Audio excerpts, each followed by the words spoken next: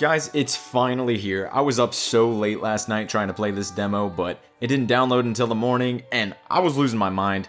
But you guys don't care about that. You're ready to hear the impressions of the demo, right? Well, unfortunately, guys, I'm sorry to say that it was freaking awesome. Monster Hunter has never felt this good to play, and I absolutely love the gameplay in Rise. So before we get into me gushing about the combat, let's talk about what the demo has to offer. You got your two quests, your typical Monster Hunter demo. One's easy, one's hard. You also got a little demo section to teach you a bit about Rise's mechanics, but who needs that shit? Get me right into the hunt, baby! Ooh! They also actually included voice acting in this iteration of Monster Hunter, with the hunter saying signature catchphrases before certain moves like there's some superhero. I don't know, it's kind of weird, but you know what, I can get on board with it. So on my very first hunt in the demo from the footage shown, let's be honest, I had no idea what I was doing, and I'm a Monster Hunter veteran. The wire bug honestly adds a whole new layer to the combat. There are so many options at your disposal, whether you need to close in the distance on a monster, or get away from it so you can get that heal in, or sharpen your weapon, or whatever it is that you need to do. So instead of fighting the monster that I was supposed to fight on the quest, I just went for the Arzuros because I was like, I need to play this game, I need to get into the combat, and he kicked my ass. These monsters do some serious damage in Rise, and if you don't know how to use the wire bug efficiently, which I had no idea how to use at this point, you're probably gonna die. But towards the end of the first hunt, I started to get a feel for how the wire bug worked.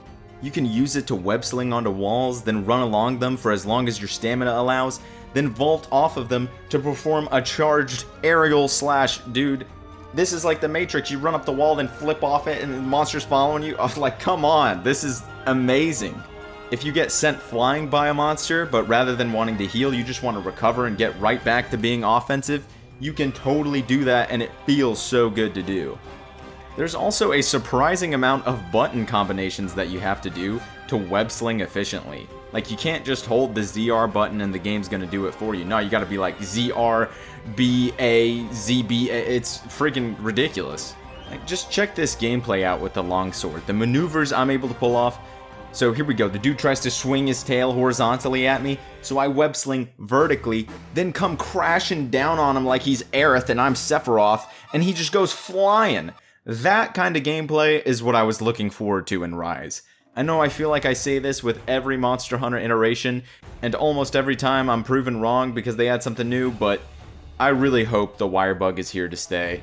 Imagine Monster Hunter World with the gameplay mechanics of Rise. That would be, hands down, my favorite Monster Hunter game of all time, my god.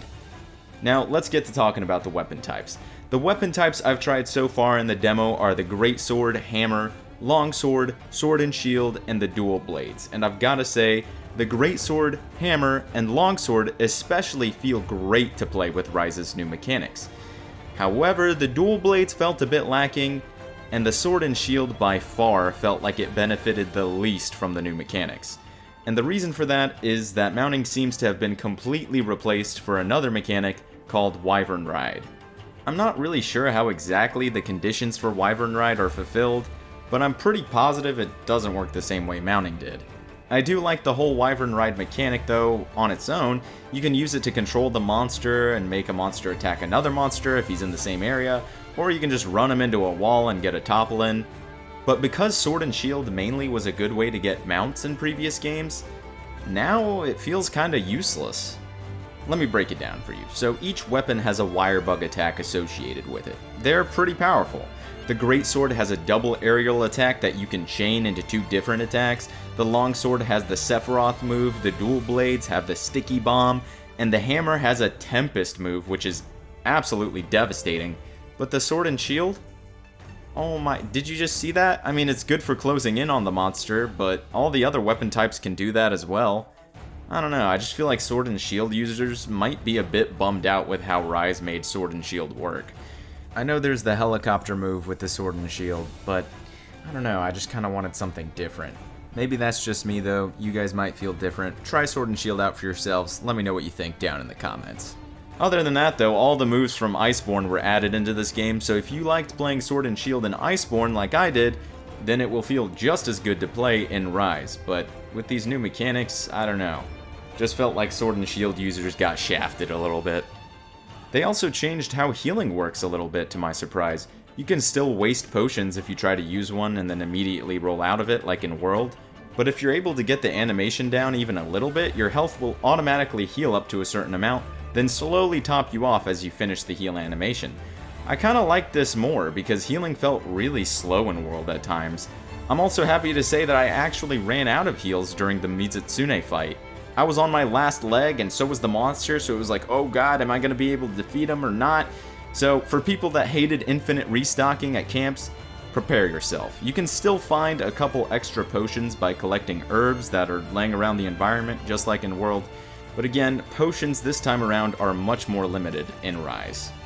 Fast traveling also makes a return, so I'm glad to see that that's still in here. I also surprisingly liked using the dog to get around in Rise as well. I thought I'd just be using the wire bug to traverse constantly. I was like, screw the dog, I'm all about this web slinging shit. But the Palamute really helps keep you in the action when a monster's running away. The only thing I can really complain about with Rise though, is the fact that there's an arrow directing you exactly where the monster is whenever he runs away.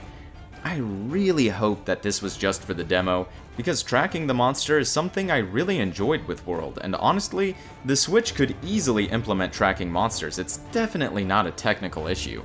At the least, I'd rather paintballs make a return rather than a big ol' red arrow pointing me directly towards the monster, especially with how fast it is to get around the map in Rise now. But hey, that about sums up my impressions of the Monster Hunter demo for Rise. If all you hunters enjoyed this video, you guys know what to do. Hit the likey like and subscribe because it boosts my hunting ego. Now, if you'll excuse me, I still got 24 more tries to play this demo before I run out, so good luck hunters. I'll see you guys on the battlefield.